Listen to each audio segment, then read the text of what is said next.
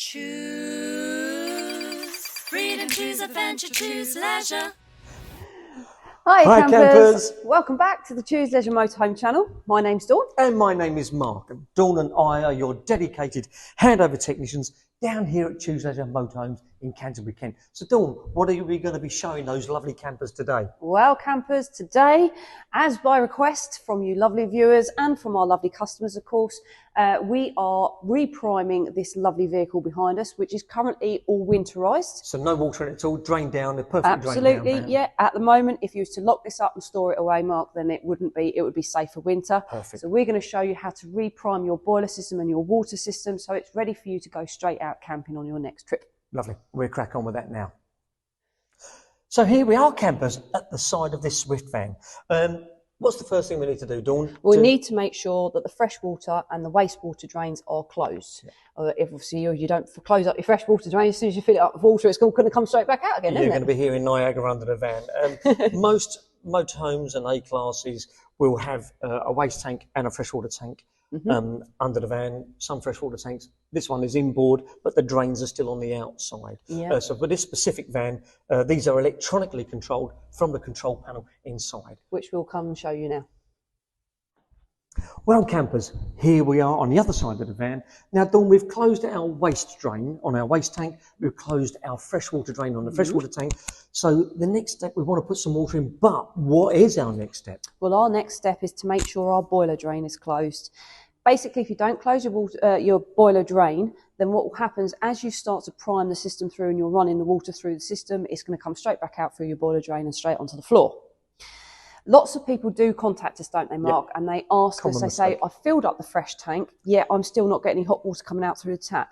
We'll show you how to do that step by step. And we've also got the 3 most common boiler drains to show you up close so you know which one you're looking at. Yeah, that's fantastic. And we'll do that right now.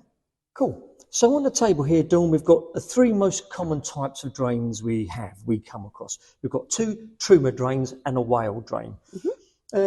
The Truma drain I'm first going to look at is the pressure drain. This is in the closed position, and pop it up vertically, and that's in the open position. So in this position, vertical, that would drain down the boiler. If you want to then prime the boiler and fill the boiler up, you need the drain in the closed position, horizontal, and then we're going into priming up the boiler later to show you how to do that. But that's the closed position. And that is what's on this particular vehicle we're doing, isn't yes, it, Mark? On this particular vehicle, we have that Truma drain. On a lot of vehicles, we find this Truma drain. This is in the open position. This blue diamond kind of shape valve lever at the top is in line, and the blue button is popped out. That's in the open position. That will drain down through the valve the water that's retained in your boiler. Yep. To close the drain, turn the diamond first. Turn the diamond first, so it's across at 90 degrees across the black plastic housing, and push the blue button in. And then you can then start to fill the boiler, prime your boiler. When you want to drain the boiler, spin it in line, the button will pop out, and that will drain down through the valve, drain the 10 litres out of your boiler. If, now sometimes, you might find that the boiler drain looks closed, if you look at it directly above.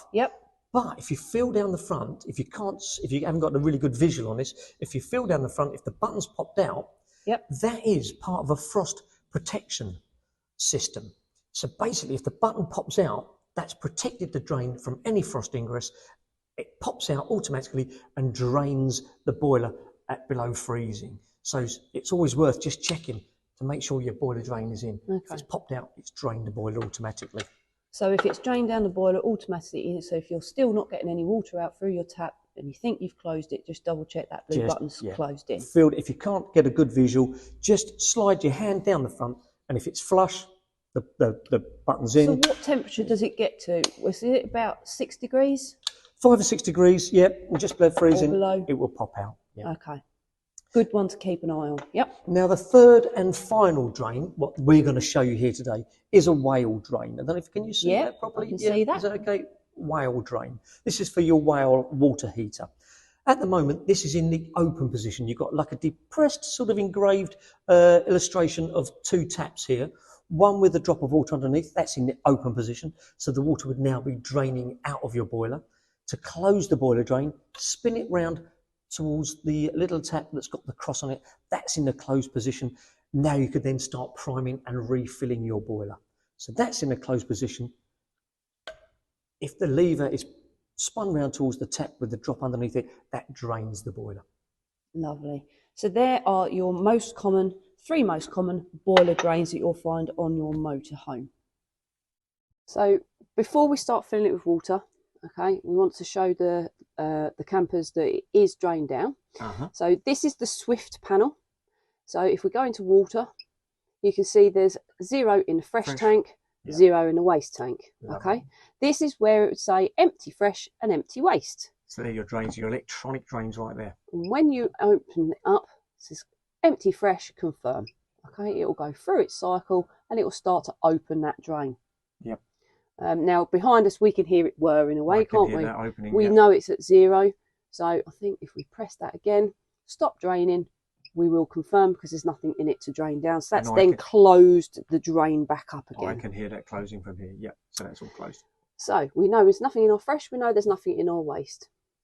Now, as we start to fill up the water, this will start to have a darker circle around the edge to show how much fresh water we're putting in. How much is in there. Yep. Now, I don't know about yourself, Mark, but I always tend to put at least half a tank of fresh water in because you're gonna lose a certain amount of it, won't it? 10 litres is your in the boiler and plus the pipe work. So you need enough in there for it to draw from to prime the system up. Completely drain the van down, put at least half a tank in. Yep. Certainly if you don't want to be travelling with a full tank of fresh water, a good half a tank will then prime your system thoroughly and that'll be great. Yeah. We go back to the home screen. Make sure your water pump is off. Okay, we know it's off. So that's good. And then what we'd make sure also is that our internal taps are in the open position. So when we fill it with water, all the air that's in the tank currently will then displace back through the tap. So you will get less likelihood of an airlock. Exactly. Lots of people phone us up with a little problem. Oh, I've got an airlock. We find by leaving the taps open, your internal bathroom or kitchen taps open with the pump off, as you're filling the tank up, it does push quite a lot of the air out anyway. So that's always a good little tip. Yeah. So we're just inside the van, Mark. So we know that our fresh tank and our waste tank are closed because we just showed the camper on the control panel. Yep. So here we are. Here's the little yellow valve for the boiler drain, which is now in the closed position. Fantastic. And now we can prime up our boiler. Brilliant. So now we're going to fill the vehicle up with water. Yep. So we use food grade hose, but you can use whatever hose or watering can that you have handy to you. So this is our water filler point. Now with this particular vehicle, you also have a 2-pin electric point. 12-volt supply. Yeah, so underneath there, if you had an aqua roll, you can actually put a pump into the aqua roll and then you can pump water out of the aqua roll into the vehicle. But in this instance, we're just going to use a good old hose. So we're going to open that up, take the cap off, and we're going to put the hose pipe in. Now I always tend to give it a bit of a wiggle when it goes in. Don't we all? And so I'm going to back up very carefully while Dawn gives it a wiggle. And I'm going to, by the magic of filming, turn the tap on. I don't know if you can hear that, campers, but we're now filling up our freshwater tank. So if we go back on the inside, we can then start to see on the control panel, as it starts to fill up with water, we'll see it go around on that dial I was saying about. Absolutely, yeah. We'll have a look at that now. So campers, we've come inside. We're going to look at the water. It's been running for a little while. Oh, look, we can see that it's got 50% fresh water in the vehicle. So now we're going to start priming up and we're going to show you how to do that right now. So what are we doing first, Mark? We're just going to close all our taps. That's the first thing we need to do before we turn our pump on. Yep. So I'm just going to do both bathroom and kitchen. Make sure that the shower is closed as well. So all the taps are now closed. So now I'm going to come up to the control panel. I'm going to turn the pump on. And we can hear that buzzing away. You can hear that pumping. And we're going to start in the kitchen. Yeah. So I'm going to turn on the cold water tap. Pump that through. It's quite handy to know, campers, as well, that when you prime up the water, when you turn the water pump on, now whether this is a shore flow pump on this vehicle, so it's an external pump, some of them are internal, but you'll hear the pitch start to change in the pump as it starts to fill up with water. Absolutely. So if you do get an airlock, what I tend to do is turn the water pump on and off a few times. with the tap off, so it starts to suck up the water, and then as we turn the tap on, you should start. That is actually a good little tip, actually, Dawn, because sometimes you can open your internal tap with the pump on, and you feel like the pump's running. It sounds like it's running, but actually you turn it on and off a couple of times, and it will gradually turn up the pressure like that. So I'm going to close the cold tap in the kitchen. I'm going to do the same in the bathroom and run the cold tap in the bathroom, prime up the cold water side. So I've got a really nice pressure in the cold water tap in both kitchen and bathroom. I'm now going to come on to the hot side of the tap and turn the hot side on, and you can hear the air blowing through the pipework, blowing through the boiler. And it'll cough and splutter. And what will happen, campers, is as the water boiler starts to fill with water, it'll be gurgling away like it is now. But as soon as you get water coming out through the tap in a nice steady stream, it's filled the water. So it's drawn the water from the fresh tank, it's filled the water boiler, and then it's drawing back out through the tap. So once you've got a nice steady stream of water, you know that your boiler is full. And this does take a few minutes, as you can see. It can take 2 to 3 minutes for the pump to draw it from your freshwater tank, as Dawn says, all through your pipework, through the boiler, and eventually through the hot side of your tap. Yep. As long as you get a nice steady stream of cold water coming out of the hot water side of the tap, you can then demand your hot water. Yep. So we'll do a separate video on that.